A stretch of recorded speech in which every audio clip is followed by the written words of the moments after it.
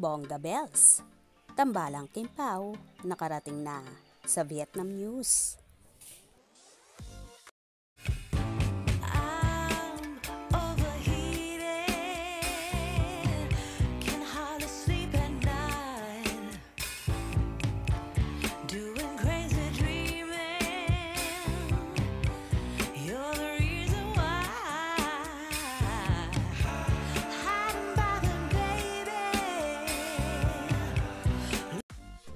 Oh wow!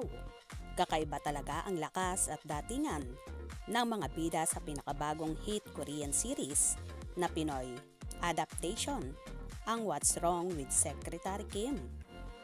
Na kapamilya star na sina Kim Chiu at Paolo Avellino, kung saan nakarating na nga sa Vietnam News ang kanilang serye na pinag-uusapan.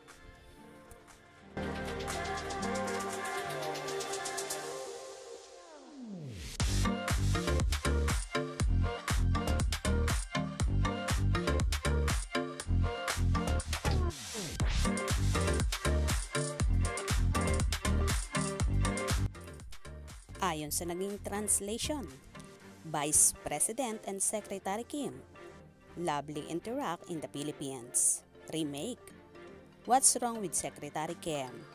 The Philippine version stars actor Paolo Avellino and actress Kim Chiu. The film is scheduled to release in 2024.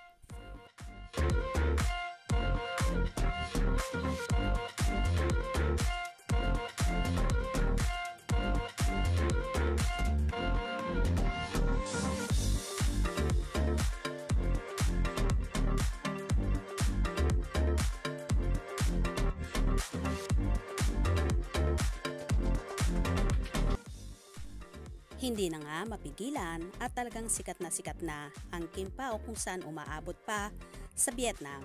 Kaya naman mas marami tuloy ang nakikurious at lalong inaabangan ang naturang serye na magpapaula ng pakilig, good vibes at for sure, marami na naman ang mai-inlove at makakarelate dito. Kaya naman tumutok at wag na wag pahuhuli sa mga maiinit na kaganapan. Anong inyong magiging reaction sa bidyong ito? Comment below.